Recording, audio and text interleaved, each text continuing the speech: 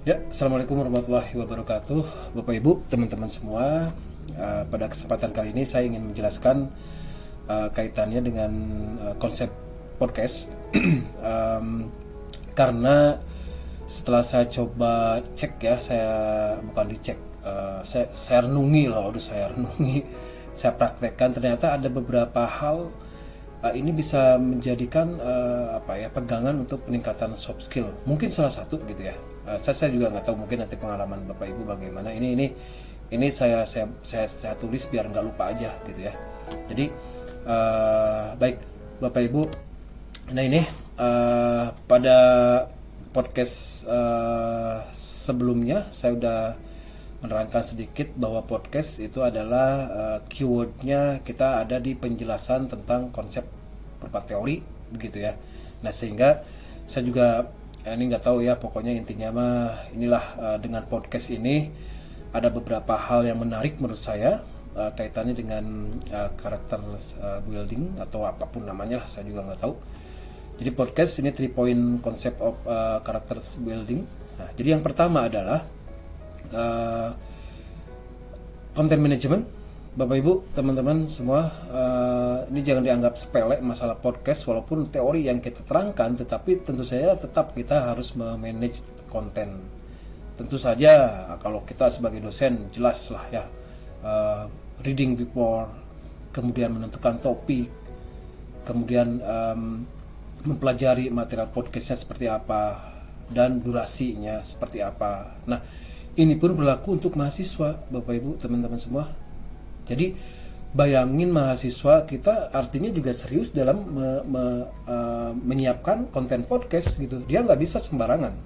Dia harus membaca, dia harus menentukan topik sesuai apa yang diingin dosennya. Kemudian juga mempelajari material podcastnya seperti apa. Durasi biasanya ini juga penting Bapak Ibu. Kalau secara ini sih di yang saya gunakan Anchor gitu ya, Anchor itu maksimum 30 menit. Jadi karena yang free mungkin ya maksimum 30 menit paling lama, itu pun saya pikir jangan terlalu lama lah ya, maksimum 15 menit. Kalaupun misalkan lama kita bagi dua seperti itu. Nah itu poin yang pertama kaitannya dengan content management. Yang kedua di sini ada emotional management.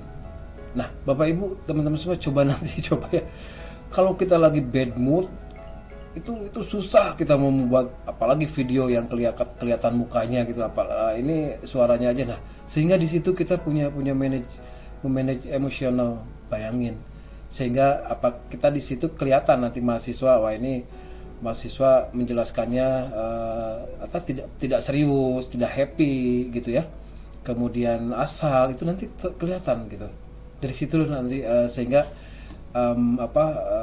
emosional ini perlu kita manage gitu ya, sehingga kita ya sebisa mungkin happy gitu ya, serius, sudah jelas, ekspresif dalam arti dalam penyampaiannya tidak monoton gitu ya, self learning jelas. Ini juga melatih belajar mandiri mahasiswa, seperti confident jelas, karena ini kalau misalkan banyak mahasiswa yang jago menulis tetapi secara visual audio visual dia lemah. Nah di sini kita bisa belajar, di sini kita bisa melatih mahasiswa, sehingga karakter yang dibentuk di sini juga nanti arahnya ke sana gitu ya, memanage emosional.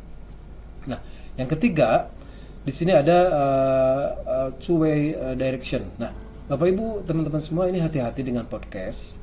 Bukan berarti punten, saya nggak ini ya, mungkin kita juga kadang memberikan feedback itu, apakah benar kita udah memberikan feedback, dibaca satu-satu atau hanya skimming atau hanya sampling atau bagaimana, saya nggak tahu gitu ya. Nah di podcast kita nggak bisa seperti itu, bener-bener kita ini ininya dua arah gitu ya. Mahasiswa mendengarkan podcast kita pun mendengarkan podcast yang ditugaskan oleh kita ke mahasiswa, sehingga di sini two way direction.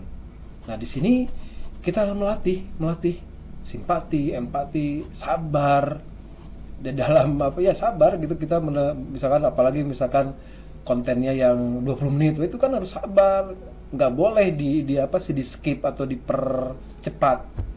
Nah itu tantangannya. Listening to konten udah jelas, kita bisa mengapresiasi mahasiswa ini. Garis besarnya, Bapak Ibu mohon didengarkan sampai akhir. Pun demikian nanti dengan mahasiswa nanti ketahuan bahwa mahasiswa karena nanti ada parameter platform podcast. Di sana kita bisa ngecek bahwa podcast kita didengarkan rata-rata oleh mahasiswa berapa menit. Misal kita membuat podcast 15 menit, rata-rata mendengarkannya hanya 5 menit. Berarti ini ada yang gak beres, mahasiswa mendengarkannya nggak serius.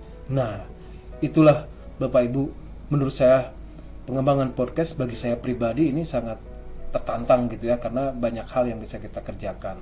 Ya ini saya coba sampaikan kaitannya dengan 3 point ini, karena ini ternyata ini bisa kita latih gitu. Barangkali Bapak Ibu, teman-teman semua yang bisa saya sampaikan. Terima kasih sudah menonton, sudah mendengarkan. Sampai ketemu di video-video selanjutnya. Assalamualaikum warahmatullahi wabarakatuh.